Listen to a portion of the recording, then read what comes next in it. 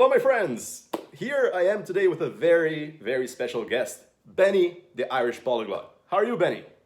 Very good. Thanks for having me. It's a great pleasure and it's an honor.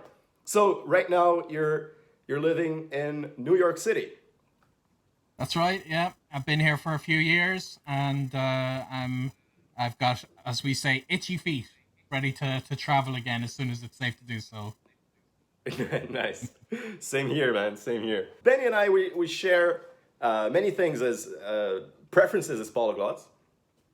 It's just not only our love for travel, but also one thing that we like to do is that I guess it's fair to say that you like to start speaking the language right away. Is that right? Yeah, speak from day one. That's my mantra. Excellent, excellent. So could you please elaborate, Benny, on why that is the case? Why you like to start right away, and how has that really helped you learn different languages and so on? Yeah. I think when most people think of taking on a new language, they might imagine a New Year's resolution, for instance, at the start of the year. I want to Sure. learn Spanish, and that's the entire definition of what they come up with. And the issue there is you can put infinite hours into learning and you don't really know when you're finished. You don't know what your milestones are.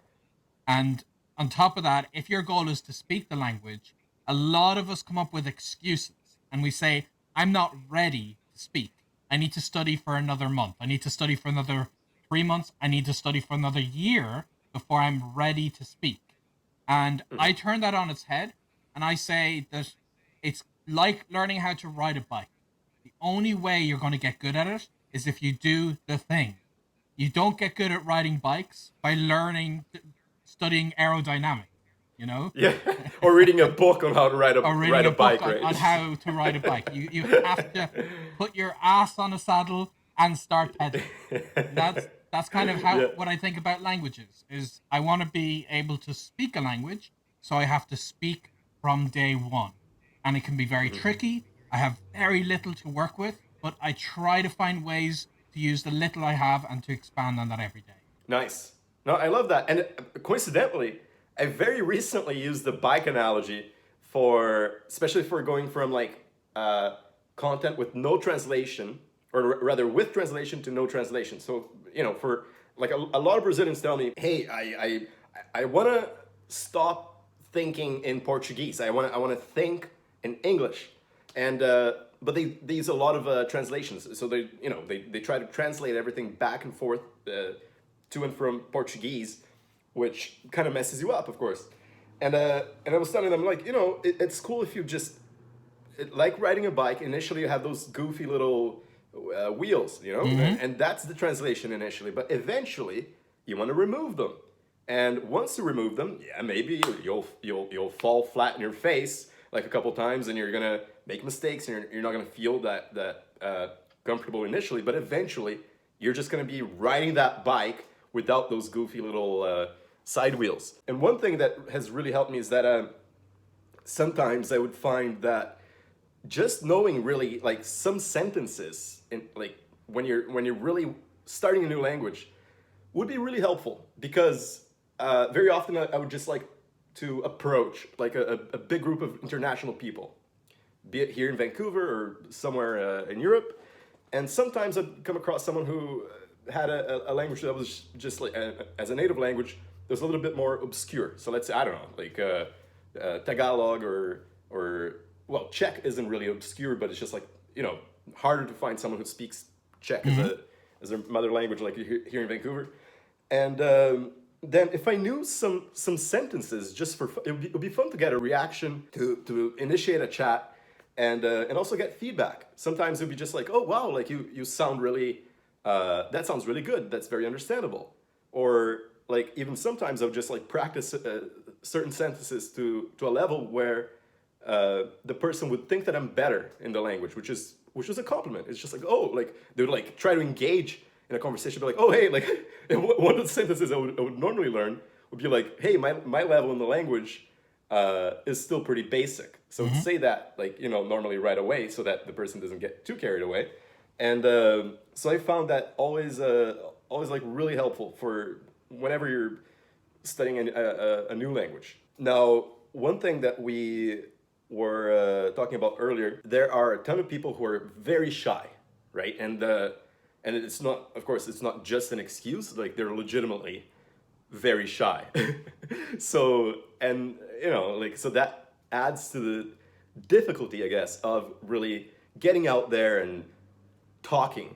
So, Benny, what would you say to people who feel that way? Who they want to learn a language, they're willing to make mistakes, but they're so shy that they're like what to do. Well, I think when it comes to shyness to use a language, one of the issues people face is being in their head too much. So maybe an Sure. opportunity presents itself where they're ready to potentially practice the language with somebody, but instead of just going up and talking to that person, in their head they think, I'm not ready, I'm dumb, they're gonna laugh at me, or what's the smartest way I can start this conversation? What's a really good way to begin it? And it probably the most difficult thing is training themselves to stop thinking and just see the opportunity and jump on it. Shoot Hmm. first and ask questions later, as we say, where you just Sure. you see someone, you say hello, and then you work on it from there. Um, One thing that helps me personally as a beginner when I'm feeling really intimidated by that concept is at least getting online lessons, or if it's to make it more affordable, online exchanges, and Hmm. scheduling a time with somebody. Because I think if there's an avenue for escape, if it's possible to get out of the exchange or out of a, like if I'm going to a language exchange meetup, I can just decide I don't feel like it and not go. But if I've paid for a lesson, if you use a service like italki, you can't cancel it in less than 24 hours before the lesson. So if you cancel, you lose your money. And I actually like that Yeah. because that means that when I'm feeling that urge to think, I should just cancel this. I'm not ready. My level is terrible, but the time is coming, and I have to have that call, or I lose money. So that kind Yeah. of helps me, and I think this that if ironically, if you have too much freedom to decide whether you should or shouldn't speak the language, if you're shy, you'll embrace that freedom and you'll make the choice that's easier. And Hmm. one thing I always tell people when it comes to language learning, that you can potentially learn languages faster, more efficiently, but it's you can't not learn a language in a way that it's going to be difficult. So I don't know Hmm. what the easy way to learn a language is, and I'm not really interested in what the easy way to learn language may be because it's hard. Sure. It's hard to start speaking. And that's part of the process, and part of the learning process becoming a language learner is in a way getting a bit numb to that discomfort, and to Hmm. rather than thinking to yourself, I can't speak the language because I'm uncomfortable, and maybe if I study more, or maybe if I was smarter, I wouldn't be uncomfortable. That's the wrong way to think about it, because it will Yeah. always be uncomfortable. It's all like, as a beginner, it get easier with time, but everybody struggles at the start. So what everybody does who's successful, they push through. So that's Hmm. what you have to do, and it is definitely hard. And there's ways you can ease into that, and I think online either lessons or exchanges are a good way to do that because you're with somebody who is going to be patient. It's not like you're walking up to a stranger and talking to Yeah. them. If you're doing it with somebody on a video call, they expect that you're going to be a beginner. They expect that you're going to make mistakes. And they're obviously Hmm. not going to be sitting there with their arms crossed thinking, what a moron, what an idiot, so many mistakes. Yo, what is? So, Why can't he communicate with me? No, of course. of course, you got a very different reception that Yeah, no, absolutely. I think that you hit some big you had some very good points there. That commitment in itself, I think that's fantastic, and also really, you know, being comfortable with the idea that you're going to be uncomfortable. I think that that's critical. And I mentioned this to somebody recently. I had a language exchange partner from Italy when I started I started learning Italian, and my level in Italian was very basic, and so, her level in English was quite basic as well.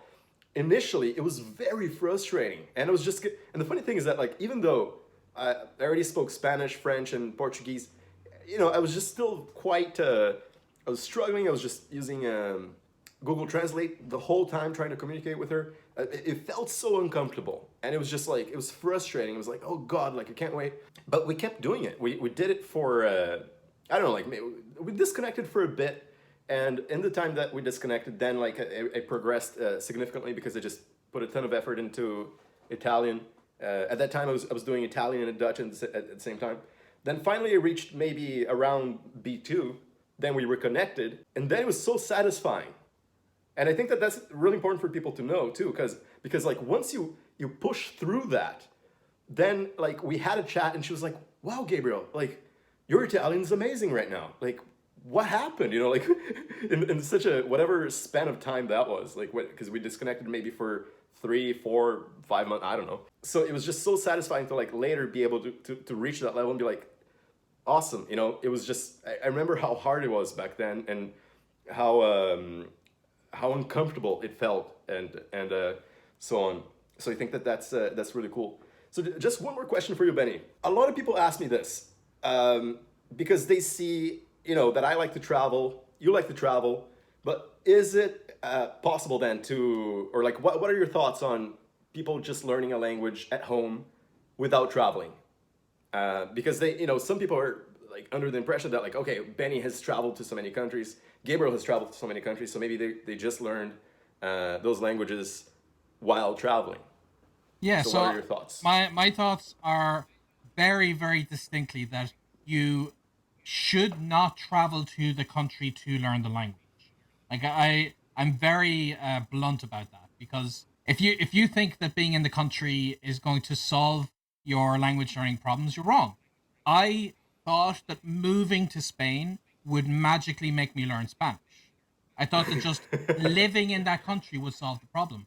But for six Yeah. months, I did not learn any Spanish because I got lazy. I gravitated towards English speakers.